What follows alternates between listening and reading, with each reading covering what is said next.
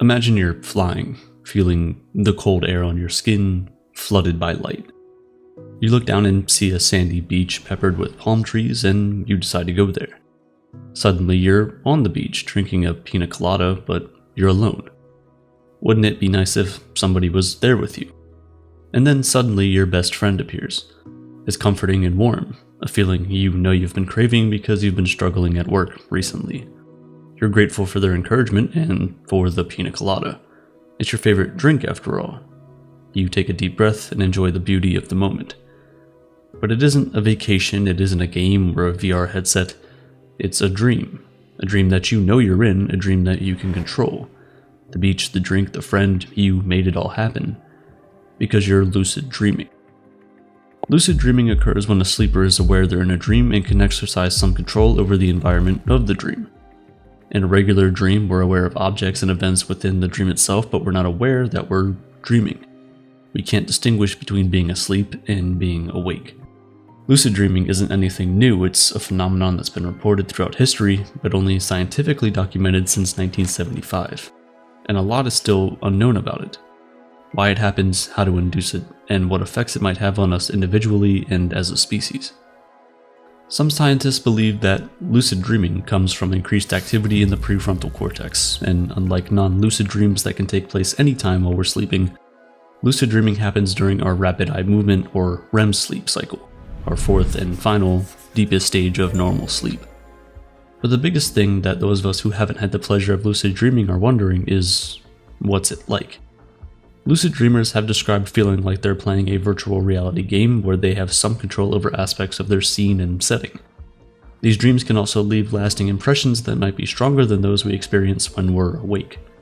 Most of us have had the experience of waking up from a dream, even one we can't fully remember, and feeling somehow changed from it. With lucid dreaming, that change or impact we might feel is much more visceral. Some lucid dreamers have talked about their dreams in religious terms, like an out-of-body experience. Some even say it feels like being temporarily abducted by aliens and transported to a different planet, like you're in your own personal video game. But one of the most interesting aspects of lucid dreaming is the emotional revelations that can happen in them.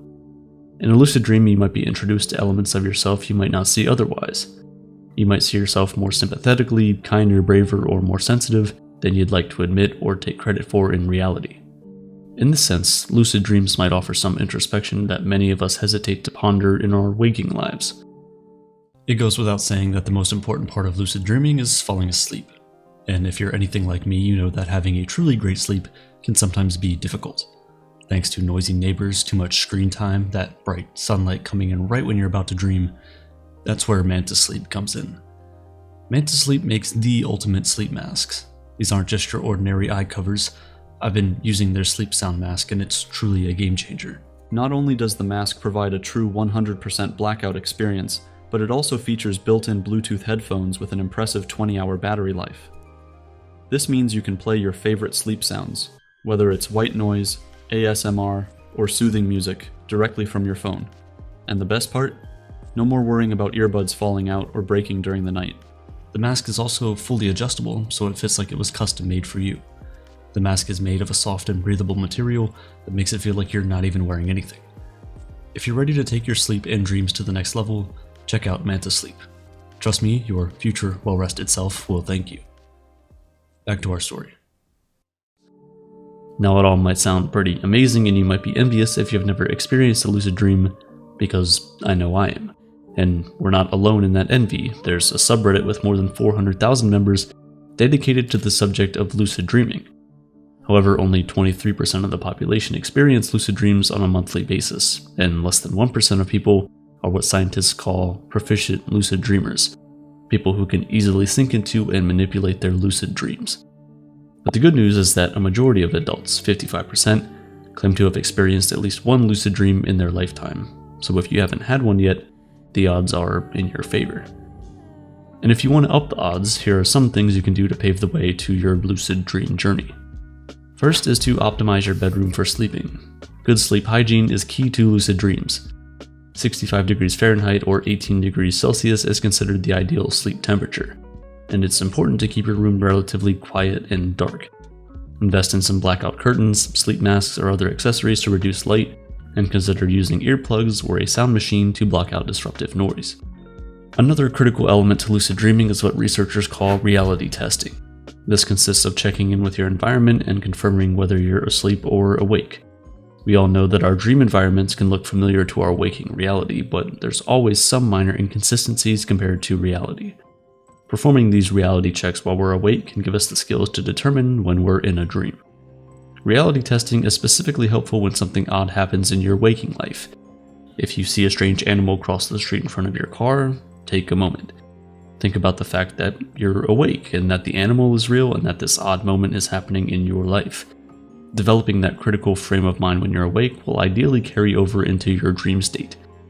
Reality checks can also be quite simple, like pressing your fingers against your palm and feeling the resistance of your hand. In a dream, you might notice that your fingers go through your hand, and at that point, you'll know you're not in reality where scientific laws apply. Or take note of being in your waking reality when you're reading, because in dreams, written words often appear jumbled. It can also be helpful to wake yourself up after 5 hours of sleeping and simply tell yourself to remember you're dreaming when you go back to sleep. Research has found that this technique is most effective if you can stay awake for 30 to 120 minutes before sleeping again. Another tactic you may already be doing is keeping a dream journal. Recording our dreams helps us recognize dreams more easily, since many of our dreams or elements of them repeat.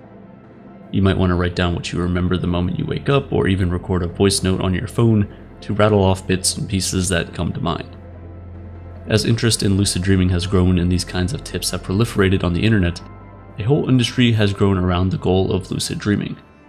There are now sleep masks and headbands you can buy that produce noises, flash lights, or vibrate to inject stimulation into your dreams. These are methods used by researchers on lucid dreaming subjects. There are online tutorials, some helpful and some from people simply looking to capitalize on the craze around lucid dreaming. And there are even supplements that have been shown to induce lucid dreaming. The drug alkaloid galantamine has been used in research and home settings to encourage lucid dreams. One study showed that participants who took the drug after being woken up and practicing visualization were more likely to lucid dream than participants who received a placebo. Galantamine is already available over the counter as a supplement, and many lucid dreamers say that it helps them stay in the dream longer and have more control over elements of their dreams. Of course, some view using drugs as cheating, just as you would with any performance-enhancing substance in sports. But proficient lucid dreamers rightly stress that whether you use a supplement or not, you need to practice lucid dreaming using other methods. Simply popping pills won't get you there. But if you do manage to get there, into a lucid dream, what do you do? Once we're lucid dreaming, we want to use that moment to control where the dream goes and try to assert influence over what happens. This works better if, instead of willing something to happen, we simply expect it to. Imagine you're back on the beach with your friend and you want a beautiful sea turtle to come climbing out of the water. Instead of insisting that the turtle will show up, expect it to be there. Once you do, a sea turtle or something close to it will probably appear. That expectancy effect can help things appear in our dreams. If we say, "I'll find the dog behind the couch," when we look behind the couch, the dog will be there. Experienced lucid dreamers can also open doors in their dreams and envision what they want to be on the other side of the door. Perhaps you can open a door and transport yourself from the sunny beach into the middle of outer space. Most of what we know about lucid dreams comes from the early stages of research into the topic and from those who can have the dreams. We still don't have a great understanding of the neural underpinnings of lucid dreams or the brain processes that make them happen, and at this point we don't have a reliable way to induce them. But even with so much unknown, we do know that there are benefits to lucid dreaming. At the very least, a lucid dream can act as a sort of wish fulfillment, taking us to places or putting us in situations we've always wished we could experience. Lucid dreaming can also help us shed the stress of daily life. It's been clinically shown to be a potential treatment for pervasive nightmares, and data shows that lucid dreaming can foster creativity. Even athletes will employ lucid dreams to work on and refine motor skills. Most of all, lucid dreams allow us to interact and explore parts of our unconscious that we can't when we're in our regular dreams, or even while we're awake. Of course, this level of awareness in our unconscious state can present its own problems. Skeptics worry that lucid dreaming can have a negative impact on mental health, not only because it can disturb sleep, but also because it can blur the lines between reality and fantasy. Remember the reality testing tactic to induce lucid dreams. While it might help some distinguish between waking and dreaming, it might also make others question whether they're awake or asleep. This would be disorienting. It could lead to a feeling of dissociation where they feel disconnected from their thoughts, feelings, and sense of identity. Still, the curiosity around lucid dreaming is impossible to resist, and not just for you or me, but for researchers. In an effort to answer the question of what exactly is happening when we have lucid dreams and how to better understand how to trigger them, researchers have invited proficient lucid dreamers into their labs. Once the participants are asleep, researchers measure activity levels in the prefrontal cortex and other areas. The participants are told to use left and right eye movement once they're in a lucid dream and aware that they're dreaming. This way, researchers can see what brain activity is happening in the brain at that very moment. Studies also tell us that the events we experience in our dreams produce effects on our brains that are similar to what would happen if we experienced them during our waking hours, and if that's true, then it would mean that dreaming of doing something is the equivalent of actually doing it. That might be a stretch if we're talking about like going to Mars or breathing underwater, but if it's a meaningful conversation with someone or tasting a new delicious food, maybe we could take the feeling and carry it with us into our reality. Because lucid dreaming might not just be about experiencing our dreams differently, it might be the key to understanding our own consciousness. English aristocrat and writer Mary Arnold Foster wrote one of the earliest and most detailed descriptions of lucid dreaming in her book Studies in Dreams. She described her attempts to fly, and she proposed that humans have dual consciousness. One is our primary self, which analyzes our circumstances and applies logic to our experiences. For most of us, this consciousness is typically enacted during sleep. But according to Foster, this primary self wakes up in lucid dreams and brings memories, knowledge, and reasoning from our waking life, along with the awareness that we're asleep. This idea of dual consciousness may not be scientific enough today, but researchers would agree that lucid dreams involve increased self-awareness and reflection. They give us the ability to think more deeply about our lives because we get to actively live outside of them. When we sleep, we still are who we are. Our brains are the same, but they're unconscious, so lucid dreams can provide a point of comparison to isolate the regions of the brain that are involved in the state of heightened self-awareness and agency. As much as many of us simply want to have cool dreams, lucid dreams aren't just about experiencing the feeling of flying or traveling to mystical places. They can have real scientific implications. If we're able to understand what's happening in the brain when it appears to be unconscious but is really aware, we can better treat brain injury patients who are unconscious. Doctors could establish these patients' levels of consciousness and treat them accordingly. If scientists can establish a neural signature of self-awareness by studying lucid dreamers, they can make more accurate diagnosis and prognosis. And what these ideas tell us is that lucid dreams are really about self-awareness. So even if you can't manage to get yourself into a lucid dream, you can still learn from them. Try to be more connected to your unconscious self, maybe not through a lucid dream, but through something more accessible, like meditation or other therapies in your waking life. Like all things, lucid dreaming takes practice. We have to approach the desire to lucid dream with a sense of calm. When we try to force it into existence, we lose the potential to find it altogether. So maybe we should start with a sense of curiosity, not just about what it would feel like to fly, but about what might be lurking in our own brain that we just haven't found yet.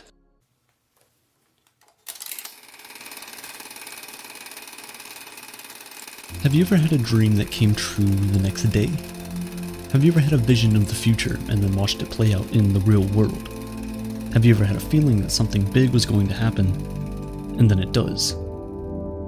You are not alone. One night, the famous American writer Mark Twain awoke from a horrible dream. Mark saw his younger brother Henry laying in a metal casket, dead. On his brother's chest was a bouquet of white roses with a single red rose at the center. When Mark woke up, he was stricken with a sense of grief, as if his brother were really dead. But he wasn't. Henry was still alive. Still, his nightmare was so specific that it left Mark with a sensation of being more of a vision than a dream. The white roses with a single red rose at the center and the coffin being metal and not wood was particularly strange. At the time, wooden coffins were the standard. Mark was eventually able to calm himself down, and he dismissed this vision as only a dream. In the real world, Mark and Henry got a job working together aboard a river boat. But Mark was soon transferred to another vessel after he got in a fight with the boat's captain. So the two brothers were separated. Mark went one way and Henry went another. A few weeks after his dream, Mark got word that his brother Henry was dead. killed in an explosion aboard the riverboat. Mark was summoned to where his brother's body was being prepared. When Mark entered the room, he was horrified to see the scene from his dream exactly as he dreamt it. Henry was lying in a metal casket. As shocking as this was to see, a small detail was missing. There were no flowers, no bouquet of white roses with a red rose at the center. The nightmare must have been just a coincidence, right? Here's the twist. Before Mark leaves his brother, a woman carrying a bouquet of white roses with a red rose at the center enters the room. Mark Twain dreams of his brother's untimely death and gets every detail of his siblings' demise correct, right down to the color of the flowers and the unique type of casket. But he isn't the only luminary from the past to dream about the future. Abraham Lincoln reportedly dreamed of his impending assassination. There are records of passengers meant to board the infamous Titanic who dreamed of the catastrophe before it occurred. As a result, they didn't take the trip. These are only a few of the thousands of reported cases from all over the world of people dreaming up accurate visions of the future. This phenomenon is known as precognitive dreams. But how is this possible? Is it all just coincidence? I can't claim to believe in precognitive dreams one way or the other, but a story sent to me got me interested in the topic. It's a story I will share with you at the end of this video. A story you may find hard to believe, but first, I'd like to provide a little background and context that got me thinking that the story isn't so hard to believe after all. But what is precognitive dreaming? A study by the American Psychological Association defines a precognitive dream as a dream that seemingly includes knowledge about the future that cannot be inferred by some prior knowledge. In other words, they have a vision of the future that does not draw on input from the five senses, memory, or logic. Have you experienced something like this before? It's likely that you have, and given the nature of dreams and the uncanny feeling they leave you with, chances are you remember them. Although precognitive dreams are categorized as paranormal, research suggests that they are quite common. Up to 38% of large samples of people reported having at least one precognitive dream. Women report having them more than men, and the frequency of them occurring seems to decline with age. In 1989, a meta-analysis published by paranormal investigators Charles Honorton and Diane C. Ferrari cited over 2 million trials conducted between 1935 and 1987 on 50,000 random participants. The goal was to discover if precognitive dreams are more than just coincidence. And the results are shocking. The study concluded that there was only a 0.0975% chance that coincidence had anything to do with the descriptions of future events offered by the participants. But is the ability to have these precognitive dreams so unbelievable? What if they are more akin to something like instinct? And we don't debate the existence of instinct, right? Instinct almost always comes with a physical sensation. A study by Northwestern University investigated the hypothesis that human physiology can predict important future or emotional events. In this study, participants were shown pictures at random. On average, participants experienced physiological changes like sweating before they were shown a picture of a gun. But this is hardly a modern phenomenon. The Babylonian Epic of Gilgamesh is one of the oldest surviving works of literature that dates back to 2100 BC. In the story, dreams are regarded as visions of the future.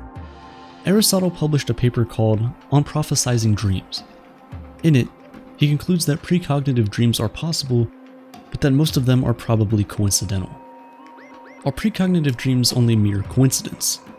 People can't really predict the future, can they?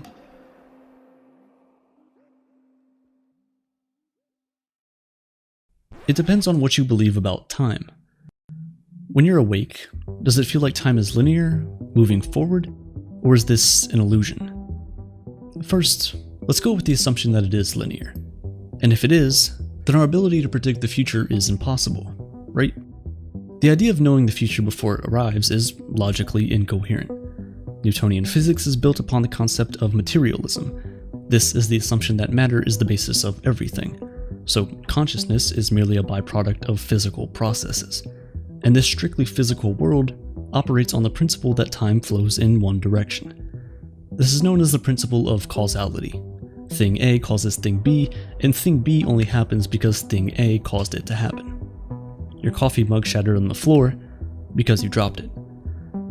Precognitive dreams violate the fundamental principle that an effect cannot occur before its cause. But this Newtonian, materialist worldview has not been adopted by everyone. There's another theory, the theory that consciousness is a fundamental part of reality itself, and something so much more than a byproduct of brain activity. One of the most unbelievable theories in quantum physics is the theory that an observer can affect reality simply by the act of observing it. What's even more unbelievable is that this has been proven to be true. On the quantum level, it all comes down to qualia and quanta. Qualia is conscious awareness, and quanta is this discovery that objects observed at the quantum level are extremely sensitive to being observed. Nobody likes the feeling of being watched. This feeling often produces physiological changes in our bodies and results in us changing course or acting differently than we otherwise would have. And you've probably heard of teleportation, which on the quantum level really is possible. It's much like Schrodinger's cat, where the cat is simultaneously alive and dead. The cat exists in two different states at two different times, simultaneously. You could think of precognitive dreams as the passing of information. And we know from our Wi-Fi signals that the passing of information can defy all kinds of laws, and what is being teleported in the quantum world is information, not matter. Newtonian physics and materialism simply cannot explain this phenomenon. But quantum physics can. Kind of. According to Einstein's theory of general relativity, time is just another dimension in space, and you can traverse this space in either direction, forward or backward. Quantum physics and general relativity supports the theory of a block universe, which is to say a four-dimensional universe. But existence as we experience it is only three-dimensional. You are a three-dimensional being living in a three-dimensional world. Physical objects in the three-dimensional world have height, width, and depth, and they take up space. Stay with me here because we're jumping from a three-dimensional world into a four-dimensional one. There is a four-dimensional space-time structure where time is just like space. Space and time both have coordinates, or addresses in space-time. Time does not have a tense as in past, present, and future, so all points in time are equally real. The past and future are no less real than the present. They are all occurring simultaneously. Like physical objects in the 3D world, time takes up space. This challenges the notion that the past already happened and so is gone forever. And the future doesn't exist yet, so it's inaccessible. This leads to the many worlds, or multiverse, theory. This theory states that at each moment, a new possible future splits off into a whole new timeline. This would explain how particles can exist in the same place at the same time. But this theory hasn't yet been proven. It can't be empirically tested because we just don't have access to those other timelines. Or do we? A common vision or warning in precognitive dreams is that of car crashes. The dreamer witnesses their own death while being behind the wheel, and as a consequence, they refuse to drive to work the next day or take a different route than normal. In effect, ending one timeline and splitting off into another. Another common warning is that of illness. In a study of warning dreams preceding the diagnosis of breast cancer, each participant had similar dreams that shared the same characteristics. Each dream had a sense of conviction about the importance of the dream. Each one was more vivid, real, or intense than ordinary dreams. Each one had an emotional sense of threat, menace, or dread. Warning dreams of breast cancer were often reported to be life-changing experiences that spurred the participants to get checked right away, which led to early diagnosis. Had the person not had the dream, the cancer could have gone undiagnosed, and for some, the timeline would end, perhaps prematurely. So what is it about sleep that allows us to do the impossible and break the linear flow of time? Is time both real and not real? What about the physical barriers of the world, both real and not real? This is a paradox, and that's the word I want you to keep in mind as we continue. Paradox. You've probably heard of REM sleep, but have you heard of paradoxical sleep? Paradoxical sleep is a part of the sleep cycle where the brain is incredibly active, but our body is unable to move. Brain scans indicate that the brainwave activity during this part of sleep is almost identical to brainwave activity while we're awake.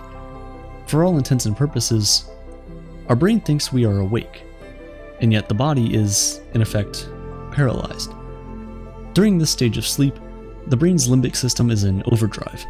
The limbic system contains the amygdala, the hippocampus, and the cingulate gyrus. These parts of the brain are responsible for our 5 senses and emotions, long-term memory, and muscle movement respectively. Though we're sleeping, our brain is still busy interpreting visual cues and sensations without external stimulus or input. So we are awake, but not awake. We are simultaneously experiencing the world, and yet we are not. Hence the paradox. This brain activity during sleep supports studies on the top-down connection between the unconscious mind and the physical body. The first empirical demonstration of this mind-matter interaction was achieved in the 1990s, when scientists concluded that guided imagery and self-hypnosis enhanced immune function. You could say that the simple act of behaving differently after having a dream is an example of your consciousness having a real, tangible consequence on the physical world. But how many dreams are ignored because they don't predict anything? There are nearly 8 billion people in the world. On average, the majority of them have multiple dreams each night. And when it comes to precognitive dreams, people aren't dreaming of alien invasions or zombies walking the earth. Though the content can be warning of something tragic, they are still mundane, possible, and plausible occurrences. If that many people are having that many dreams, doesn't it stand to reason that every now and then, a dream is just a really good guess or coincidence? I'd like to leave you with the story I spoke of earlier, and let you decide. The following story happened in Montreal, Canada in 2022. After yet another negative pregnancy test, Bill and Kate had all but given up trying to have a baby. They had the dog, and that would be enough. But one night, Bill had a dream. In it, he held their dog in his arms, but when he looked down at it, the dog had a baby's head with a furry body. Bill doesn't tell Kate about the dream, until the moment he has to. In the real world, Bill and Kate take the dog for its morning walk. Kate stops when she notices the dog has something in its mouth. Kate bends down to see what the dog has found. She holds the something up to Bill, and Bill's jaw drops. In her hand, Kate holds a tiny doll with a baby's head and a furry body. Bill tells Kate about his dream. The couple races home where Kate takes the pregnancy test. Then another. And then another. All 3 came back positive. Bill and Kate are going to have a baby. Maybe, just maybe, we really can see the future.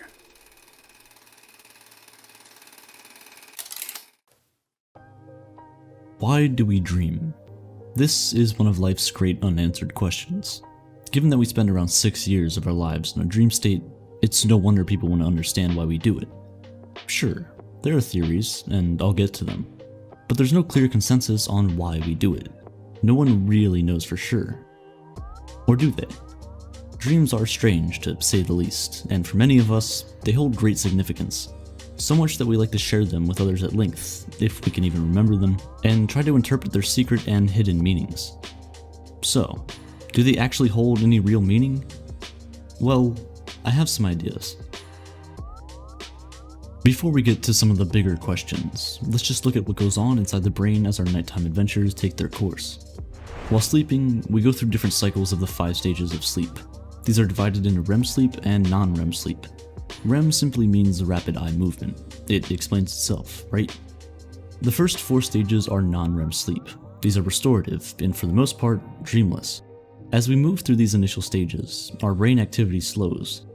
But about 90 minutes after we finally fall asleep, we hit stage 5, REM sleep. This is when the dreaming really gets going. When we're in this stage, the body is, for all intents and purposes, paralyzed. Your heart rate goes up, your blood pressure rises, and brain activity returns to near waking levels. The paralysis in REM sleep is caused by the release of glycine, an amino acid from the brainstem, onto your brain's motor neurons.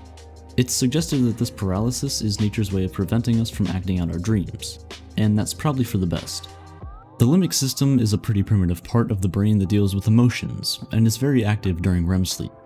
It's made up of the amygdala, which is mostly associated with fear, the hippocampus, which is heavily involved in the formation of long-term memory, and the cingulate gyrus, which is involved in our physical reactions to situations.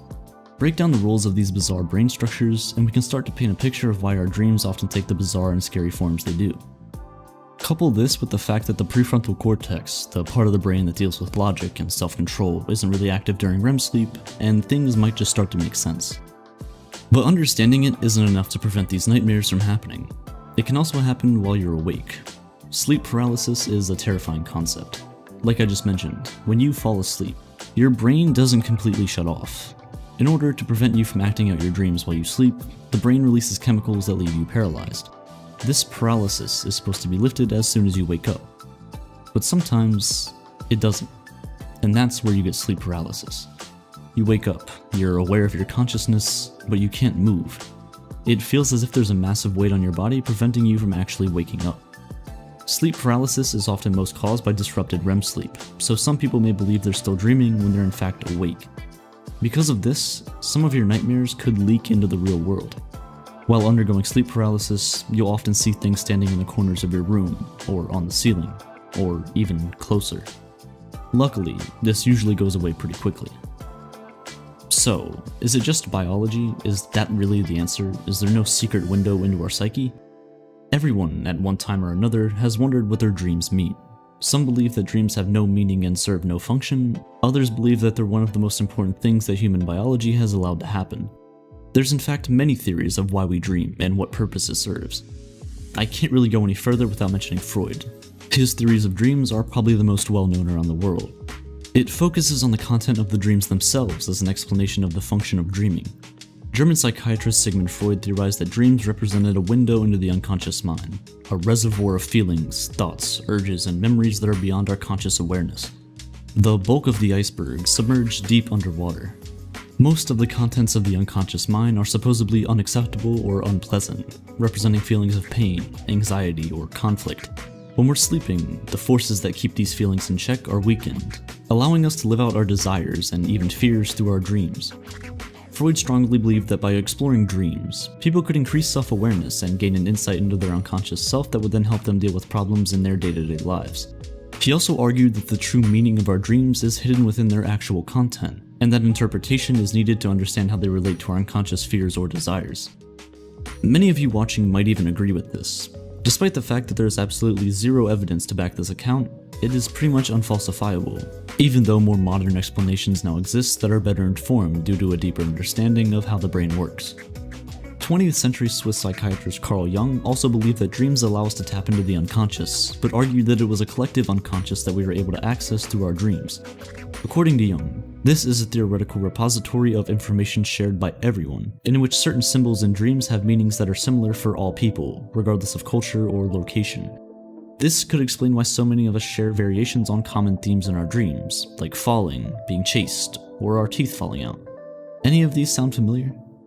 Dream interpretation is the process of assigning meaning to dreams. Even today, the practice plays an important role in various forms of psychotherapy, which is surprising given that there is only a little evidence so far that shows understanding of interpreting dreams has a positive impact on mental health. This could be because evidence also shows that people tend not to attribute equal importance to all dreams. Motivated reasoning comes into play.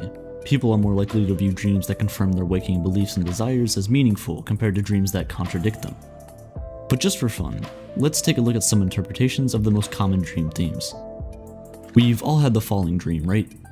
Well, this could be a warning from your subconscious, and is common in people who are having a major life problem with work or relationships. It could be an indication of insecurities, instability, or worries. You might be feeling overwhelmed and out of control in some situation in your waking life. This type of dream could also reflect a sense of failure or inferiority in some circumstance or situation. It's typically suggested that showing up to work or school naked represents vulnerability and anxiety. Clearly. Research has demonstrated that this dream is common in people who have accepted a promotion, gone off to a new job, or who are coming into public view. Others argue that it means you may be hiding something and are afraid that others can see right through you. And despite the nightmarish feel of dreaming that someone or something is chasing you, it can be considered a positive message and a little prompt from the unconscious to encourage the dreamer to face a problem they've been avoiding. It's suggested that who or what is chasing you and how far away they are is important. These common themes barely touch the surface of the complexity and endless variety and variations of dreams. We know dream interpretation can be entertaining, but there are definitely more contemporary theories about the purpose of dreaming that it's probably important to consider them too. A better understanding of brain function and activity have allowed for the development of neurobiological theories in more recent years, one of which is the activation synthesis theory. Not quite as intriguing as the psychoanalytic approach, in fact it's pretty boring. This theory simply rejects the idea that dreams mean anything at all, which is disappointing. They could be merely electrical brain impulses that pull random thoughts and imagery from our memories. Activation synthesis suggests that humans can create dream stories after they wake up, in a natural attempt to make sense of the absurd. I kinda get it. There are some holes in this theory too though, the main one being that there is vast documentation of the realistic aspects of human dreaming, and evidence that dreams do reflect real-life events that are important or prominent for the dreamer. For example, a study in 2006 asked women who were going through a divorce to report the degree to which their former spouses were on their minds over a 5-month period. These same women were awakened during REM sleep on 3 nights, and asked to provide a detailed account of their dream content. A positive correlation was found between the degree to which women thought about their former spouses during waking hours, and the number of times their former spouses appeared as a dream character. In another study, researchers demonstrated that dreaming can help solve complex mental tasks. Participants were much better, 10 times better in fact, at getting through a complex 3D maze if they had napped and dreamed of the maze before their second attempt. This strongly suggests that certain memory processes happen exclusively during sleep, and that our dreams are not only a signal that these processes are taking place, but seem to be crucial to better performance. So, unconstrained by reality and the rules of conventional logic, the dreams your mind can create have the potential to lay out limitless scenarios to work through problems and produce solutions that you may not have even considered while awake. So, it turns out that dreams can be influenced by pre-sleep emotions, and can be really helpful for problem solving. So that's another theory put to bed. The continual activation theory proposes that the conscious and unconscious mind must remain continually active in order to maintain proper brain function. In this context, dreams function to consolidate working memories into long-term memories, and dreaming is simply an incidental result of the brain's need for continual activation. This means that if the brain's activity falls below a certain level, such as during sleep, it is stimulated to maintain activity through dreams. The expectation fulfillment theory explains dreaming as a way to release emotional arousals that haven't been expressed during the day. This frees up space in the brain to deal with the emotional arousals of the next day and allows instinctive urges to stay intact. In effect, the action we wanted to take is completed in a metaphorical form, and this prevents a false memory being created because we perceive the action as a dream instead. So dreams are metaphors for unfulfilled arousals and expectations, but because sleep does not involve the same stimulation of waking life, dreams draw on memory instead of motor or sensory activity. It is this process that apparently generates the unusual imagery, narratives, and thought patterns we experience in dreams. This explanation has received validation anecdotally through people's personal experiences, but same old story, it is essentially unfalsifiable. Interpretation of dream events is subjective, so we aren't able to put this theory through rigorous scientific testing. I could go on with the theories for days, but you get the point. No one really knows. It's very difficult to disprove most theories. Maybe some of the more fascinating dream phenomena can shed light on the function of dreaming. The term lucid dreaming was coined by Van Eeden way back in 1913, although people were writing about this kind of experience as far back as the 1800s. It describes a state in which the dreamer is aware they're asleep, and sometimes has the ability to control events and actions. It most commonly occurs during late-stage REM sleep, and essentially allows your conscious mind to control something your unconscious mind normally controls. Lucid dreamers report being able to fly, taste, smell, and touch pretty much anything they want. It's more common than you think, with about 55% of people having experienced this state at one time or another. For starters, participants were asked to perform specific ocular movements if they became lucid while dreaming. By ocular movements, I mean moving your eyes, that's literally it. This is possible actually, and it's kind of ingenious, because eye muscles are free to move during REM sleep. By determining exactly when the sleeper was lucid dreaming, researchers were able to take recordings of brain activity during this state. The evidence showed some interesting and specific brain activity that represents a mixture of both waking and normal REM sleep. It also seems that the brain undergoes a specific altered state of physiology during lucid dreaming that constitutes a hybrid state of consciousness. Studies have shown that the prefrontal cortex, as well as the frontal, parietal, and temporal zones become activated.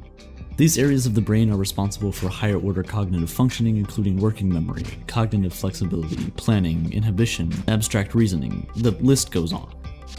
So, besides being quite entertaining, why do it? Can we learn anything from it? Some advocate many potential benefits, including boosting creativity and confidence, reducing stress, and as a possible therapeutic technique to treat nightmares, PTSD, and other mental health disorders. Others view the practice as more spiritual and approach it the way they would a meditation, with the intention of increasing a person's sense of the vastness of reality, opening up new realms of discovery. It's even been suggested that some advanced meditation practitioners are able to become conscious of what is beyond the dream state, the deep formlessness of delta sleep. This is questionable at best and in need of much further study. Given our current relatively limited understanding of the brain, it's hard right now to understand how it could be possible to be conscious of deep sleep, because the brain is in a far more synchronized and deeply unconscious state compared to almost any other state of consciousness. But hey, who knows? Despite the evidence, lucid dreaming remains a controversial topic. Alternative explanations have been suggested for the phenomenon. It may be that lucid dreamers are in a daydream-like state of semi-wakefulness. Or are they dreaming normally but have a memory of the dream and believe that they were conscious and directing the dream but were not? It could be a sleep state dissociation, in which the person is both awake and asleep in the dream state at the same time. I suppose it's even possible that people aren't reporting true experiences, but I personally don't think this is what's going on. If lucid dreaming is as real as the evidence suggests, I'm left wondering.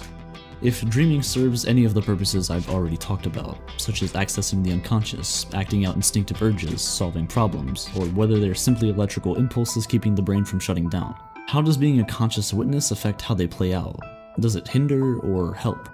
Is it a state of heightened reflective consciousness that humans are meant to access so that we can enlighten ourselves about our life, our world, and our purpose? Or does lucid dreaming stand alone in its function to serve an entirely different purpose? Have you ever dreamt of an event only to find out that it happens in your waking life?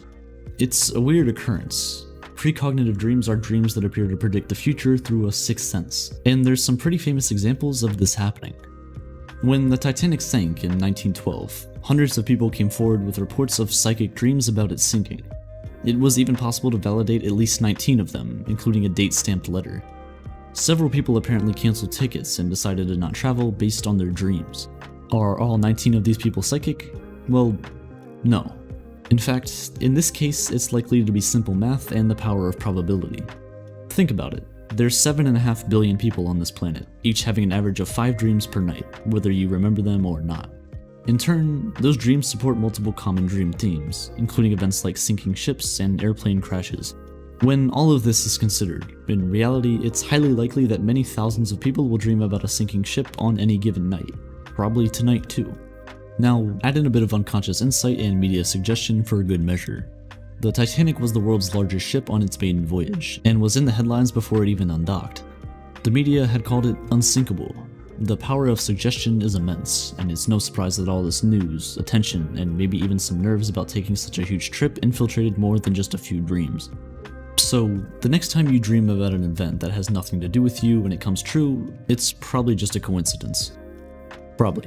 But what about dreaming of your own death? This is a deeply personal experience, and probably not subject to extensive media attention. It's exactly what happened to Abraham Lincoln. 2 weeks before he was shot dead in 1865, Abraham Lincoln had a dream about a funeral at the White House.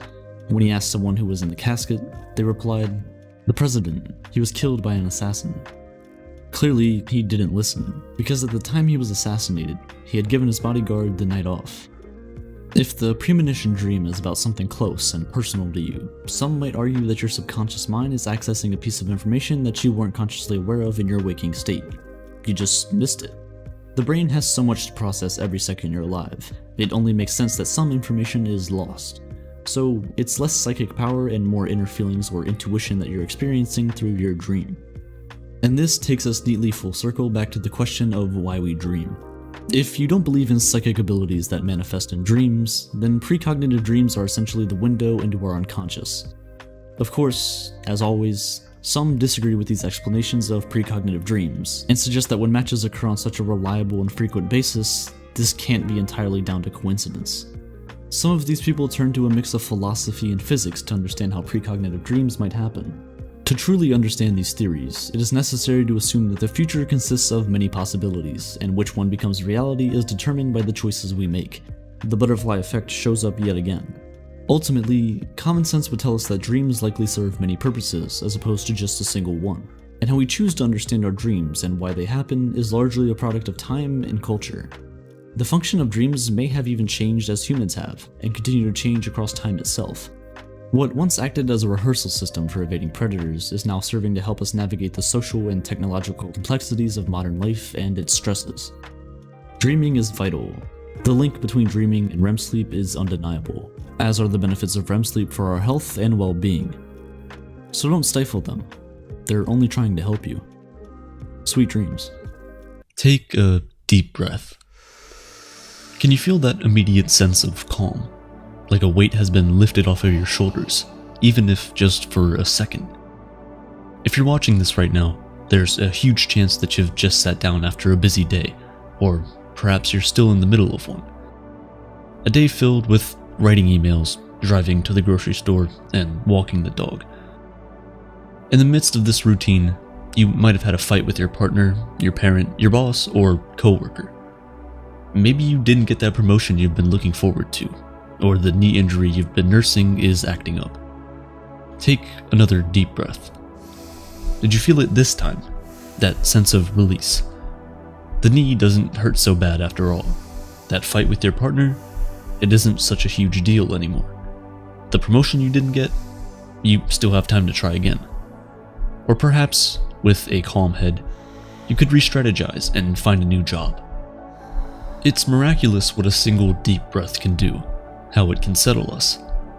Our breath is not just a tool to live, it's a tool to heal, to focus.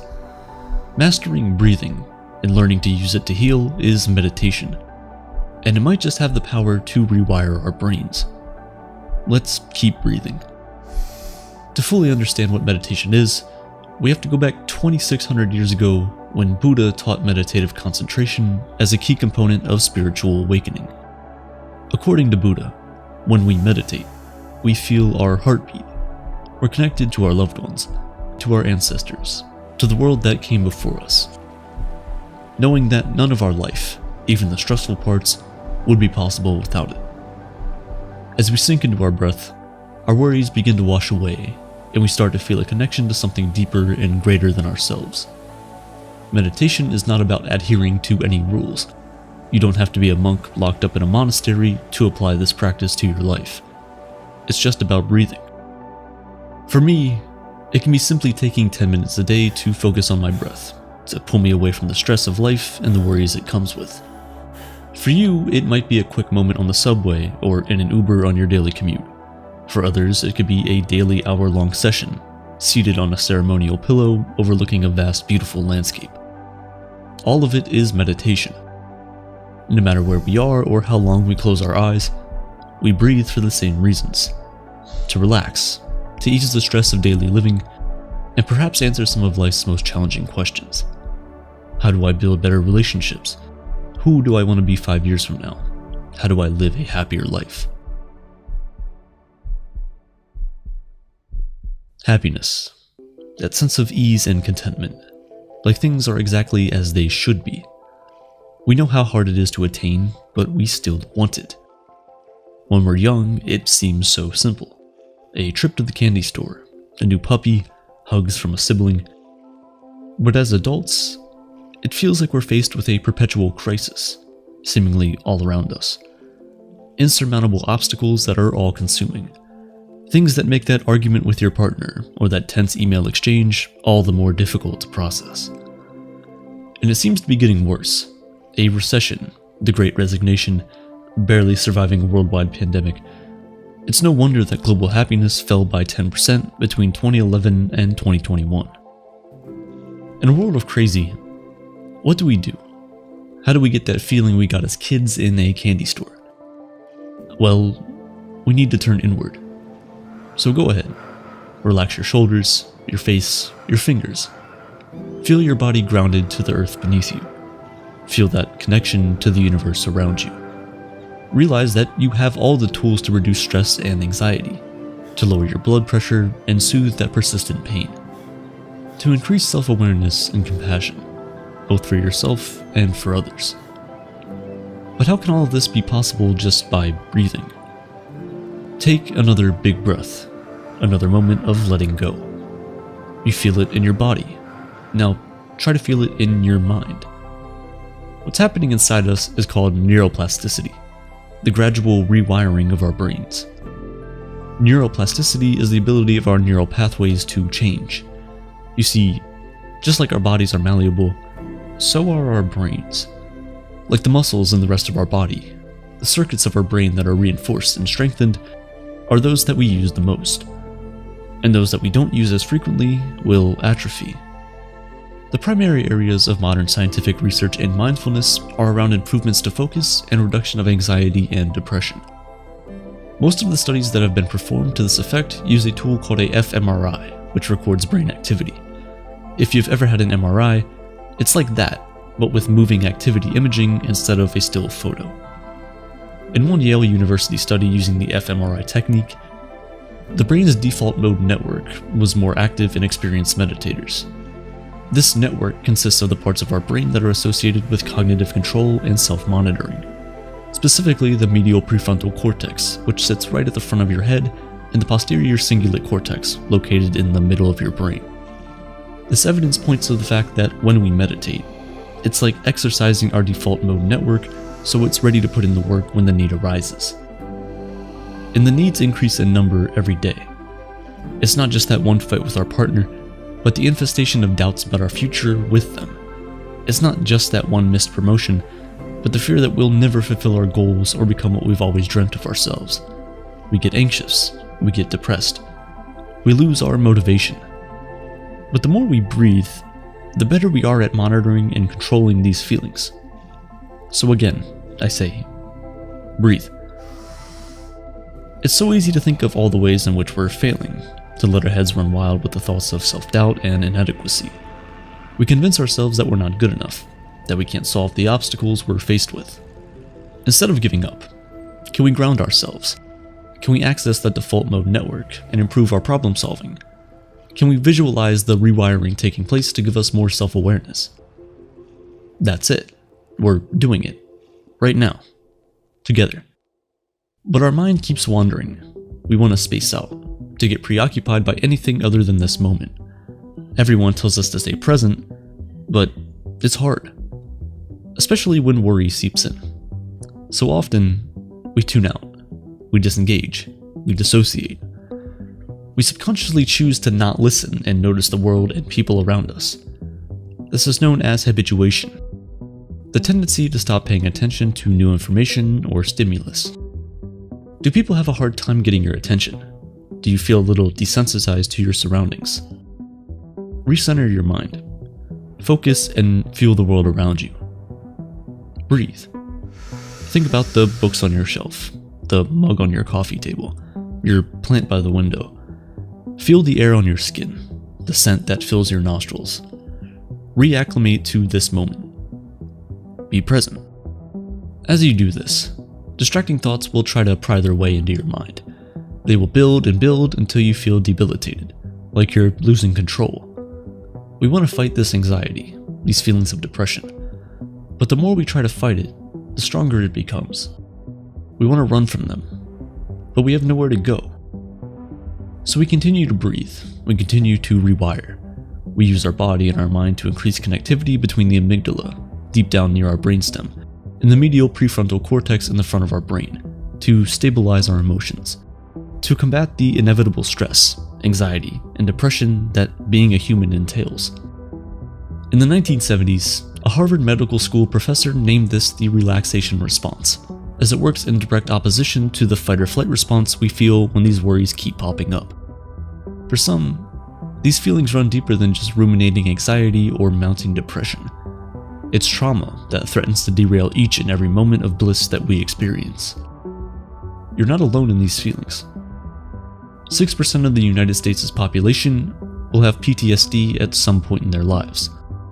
That's about 12 million adults in a given year. And this is only a small portion of people who have experienced mind-altering trauma. The sad reality for these people is that there is no one-size-fits-all treatment. There is no proven regimen. Soldiers returning from war, victims of crimes, individuals with a traumatic childhood. Now, though, research is beginning to show that all of these millions of people could potentially benefit from mindfulness training. Both the National Institute of Health and the US Department of Defense discovered that meditation is emerging as a promising means to deal with the effects of PTSD. And it all starts with that breath. The one that we take is more focused than the last. That is intentional, directed at something festering inside of us. We might wonder if something as simple as taking in oxygen could really be the key.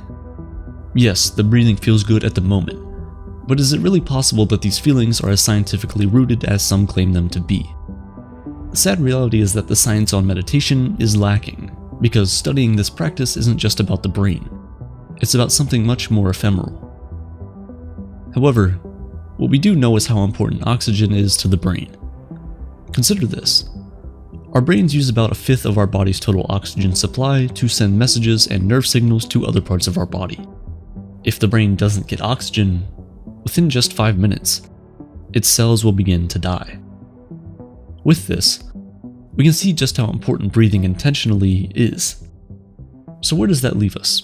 Are we practitioners or are we skeptics? Or can we be both? The lack of accessibility to basic healthcare is a widespread global crisis, and half of the world is without essential health services. For those without access, or for anyone else like me who is simply curious about its effects, we should be able to find peace in the information that is available, although limited at this time. Today, meditation is a multi-billion-dollar industry. Everywhere you turn, people are trying to sell you special mats, get you to sign up for their classes, pay for their membership services, visit their brick-and-mortar stores for coaching. Headspace, one of the most popular meditation apps out there, thanks in part to its animated Netflix series, has been downloaded 65 million times. Its parent company, Headspace Health, is worth an estimated $3 billion, and has partnered with more than 2,000 companies to provide the app free to their employees. And that's only one of the multitude of options that are available out there. It can be overwhelming, can't it? We find ourselves in the paradox of choice, having so many options that instead of facilitating our quest for happiness and relaxation, we feel stressed all over again trying to pick one. Or even worse, we feel like that peace and calm that we seek is hidden behind a paywall, when in reality, it isn't. But wait, we've gone down a rabbit hole. We found a way to make the simple task of breathing stressful. We were almost sucked in again. But let's pause. Forget about all of that, and let's just remember to breathe. Let's channel our breath to the tension in our neck, to the thoughts racing through our mind, to lighting up the parts of our brain that can help regulate the stress we're feeling. We notice our room, our body, the world around us. We ground ourselves again. We breathe. Because breathing is not just freeing, it's free.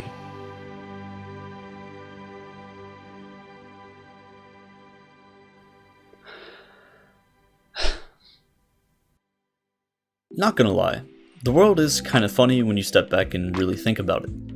In a day and age where everyone takes everything seriously, it's nice to pause and consider the intriguing and, sometimes, flat out just weird thoughts that some of us have, but for the most part never share. Some of them are pretty interesting, like the fact that the Earth's population has doubled in the past 50 years, but it took almost 2 million years to get to the 3.7 billion human population in 1971. For every person alive today, there's about 15 dead people throughout all of human history. Or that one day, in the far future, someone will be the very last person to die of cancer. Others are honestly just annoying.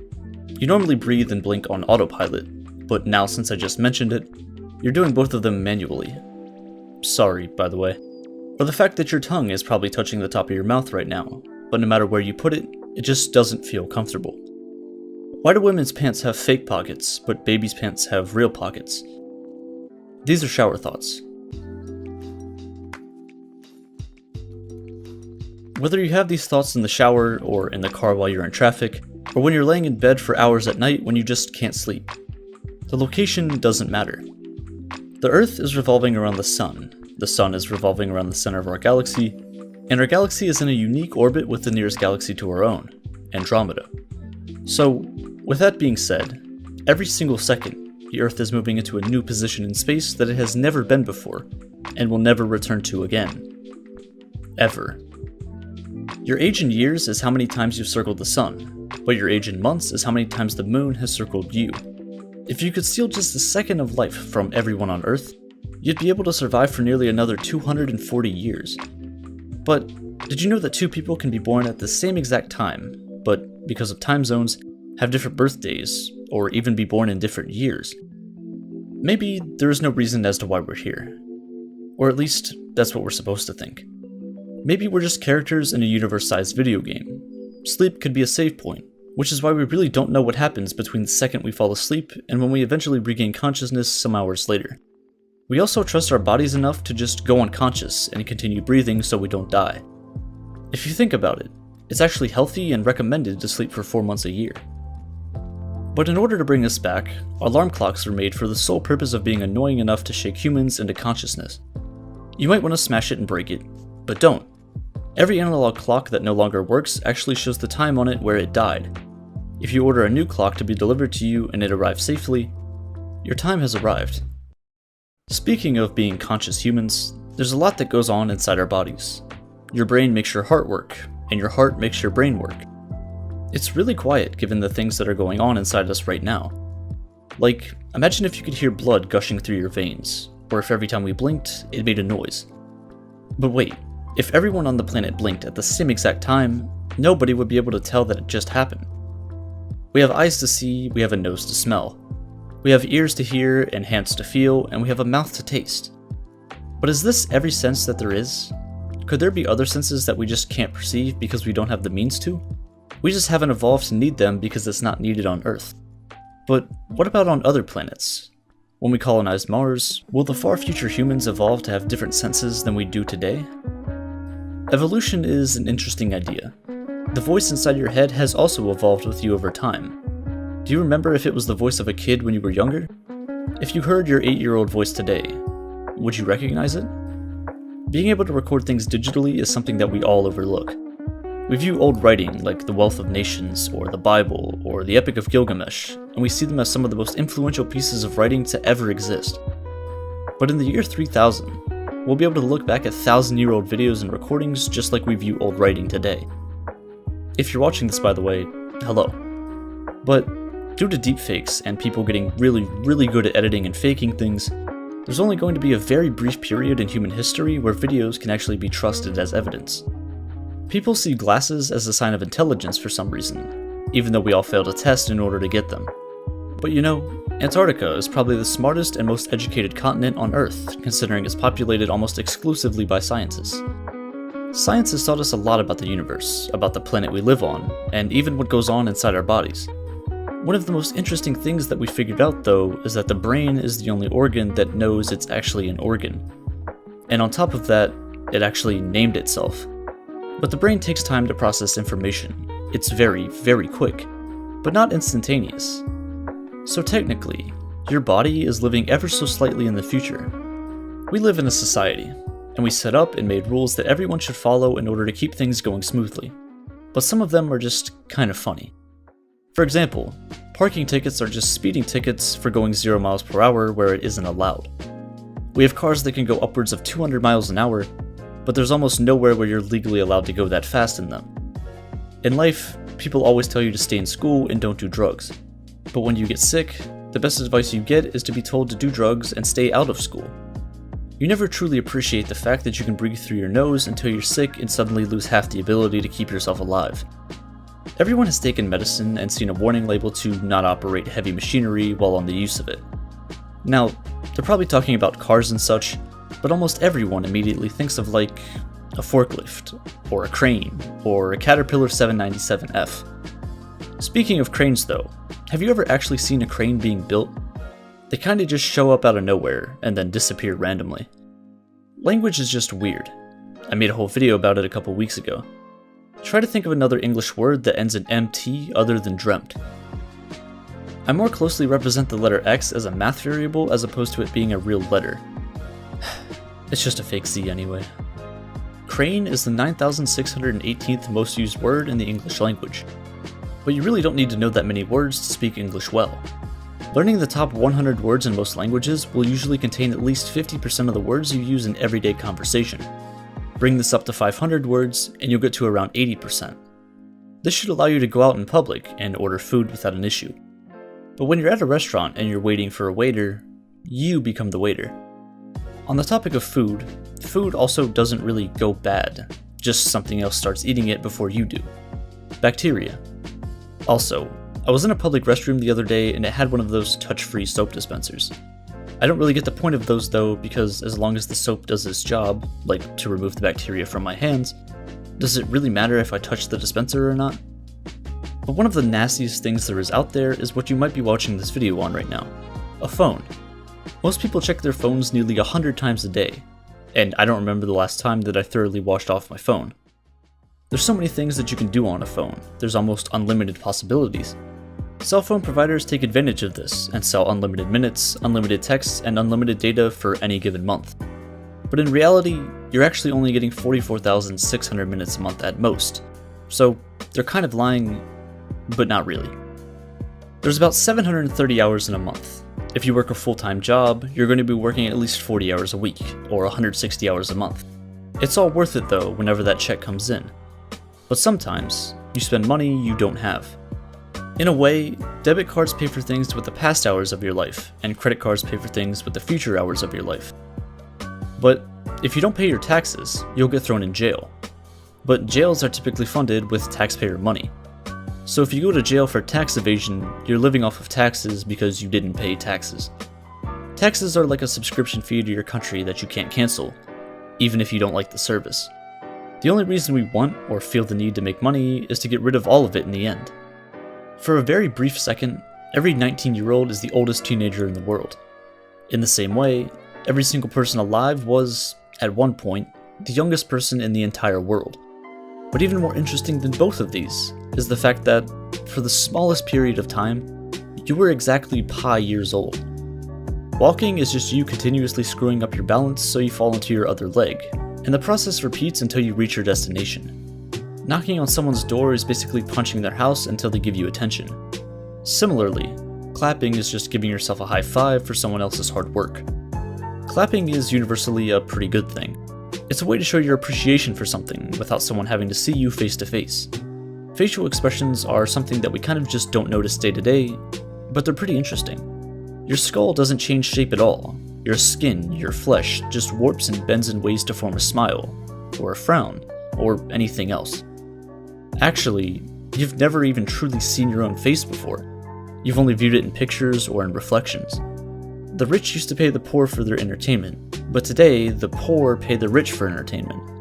Now, you don't always pay, like YouTube is a thing, but YouTube itself is older than some people watching this video.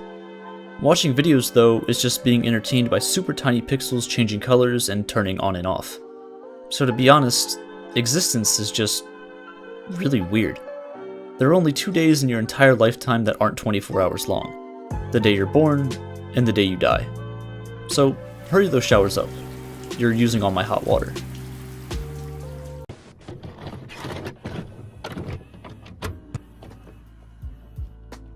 I read through a lot of the comments on my videos. I'll usually heart the ones that make me laugh or just stick out to me in some way. A lot of them are really nice and thoughtful. Others are just weird. But whether it's good or bad, insightful or just a meme, there's always someone asking, "What's this song?" Or "Where do you get your music?" And almost all of the time, it's a lo-fi hip-hop song. Songs that have no lyrics, very few instruments, and a drum pattern that repeats for minutes on end. I have a TV in my bedroom. I bought it like a year ago and I honestly don't even use it that much.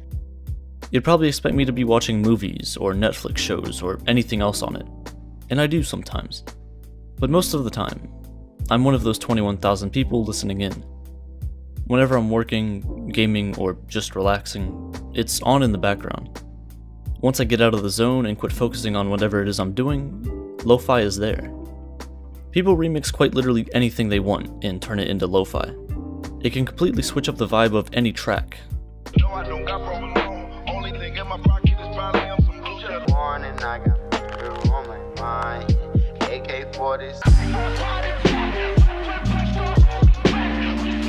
I mean, it's as you would expect. Slowed down, repetitive, but unique in a way. It can turn music that you hate into music that you love. So what is it about this kind of music that grabs so much attention, but seemingly blends into the background of any situation. What is it about these repetitive beats that have introduced millions of people to a new genre of music they didn't even know existed in the first place? This is how lo-fi hip-hop took over.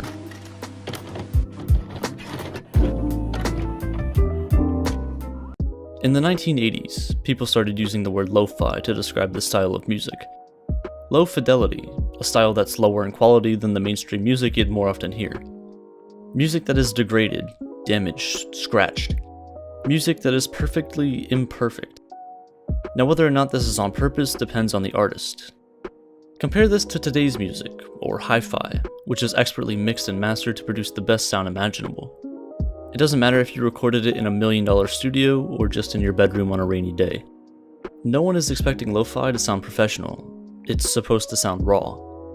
Lo-fi hip-hop's sound stems from the 90s, when artists tended to rely heavily on samples from even earlier music. Sampling is basically just taking a small snippet of a song from another artist and using it in your own way.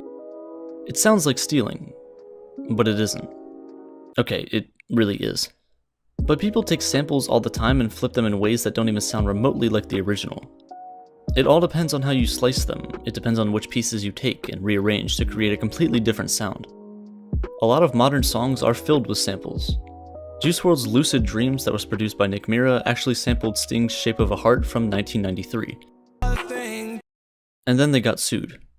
But it shows that sampling is still very relevant today. You'll usually find any lo-fi song, stream, or mix accompanied by some depressing, looping anime GIF with a VHS overlay. It's as if they're trying to invoke some kind of nostalgia in you. But this makes sense. Most people tend to have some feelings of nostalgia while listening to lo-fi, and it's hard to explain. It's like your brain is putting you into a trance and forcing you to live a non-existent memory, but at the same time giving you a sense of a future that hasn't happened yet. I actually asked a bunch of my friends and just random people if they listened to lo-fi, and surprisingly, most of them actually did. But when I asked them why or what they like about it, they couldn't really tell me.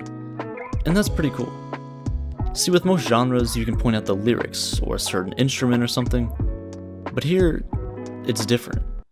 I found that people that are into heavy metal, rap, rock, people that are interested in basically every genre there is can somehow find an interest in this. Whether you're young or old, it fits somehow. In lo-fi, there's tons of references and samples from jazz and soul artists. That's the basis of most songs you'll hear today. It encompasses and forms the sound of lo-fi. It's meant to sound like you're listening to a hip-hop instrumental through an old speaker. The samples come from all around the world. It isn't just stuck to one country or region. The influence is taken from a global viewpoint. A lot of lo-fi tends to be situated around Japanese culture. I mean, come on, just look at it. Anime clips everywhere you go, titles in half English, half Japanese that were probably ripped straight from Google Translate, movie quotes taken straight from the film and slapped on over the beginning of the beat to give it some kind of meaning. And you know, this is wonderful and all, but where did this even come from? Anime wasn't really even around in the 90s for the early hip-hop scene, at least not in the United States. I can tell you one thing, and that it's not just purely for aesthetic. Japanese pianists and jazz artists form the groundwork for the entire genre. You can't really talk about the current state of lo-fi without mentioning Nujabes. I mean, he's a huge reason why this whole current aesthetic exists. He worked on the OST for Samurai Champloo, and it's honestly hard to click through a few lo-fi songs without finding some kind of reference to it. It's everywhere, right in front of your eyes. There's more examples than just this. Studio Ghibli movies, Cowboy Bebop, the list goes on and on. But something seems to stay the same regardless. Something seems to tie it all together. It's perfect for what it's marketed as. I couldn't have said it better myself. There are beats perfect for relaxing, studying, sleeping, or just existing to. It's a distraction that helps you concentrate. It's like having your own background theme in life. I use it for that exact reason, and it's kinda weird saying I have a reason to use music. Usually with other music, I'll just put it on because I want something to listen to. There's a certain vibe I'm going for or something. But with lo-fi, I just put on a mix or a 24/7 stream and just leave it. It blends into the background, but you'd notice it if it wasn't there. But for some people, lo-fi doesn't give those melancholic vibes. It's more annoying than anything else, and that makes sense when you think about it.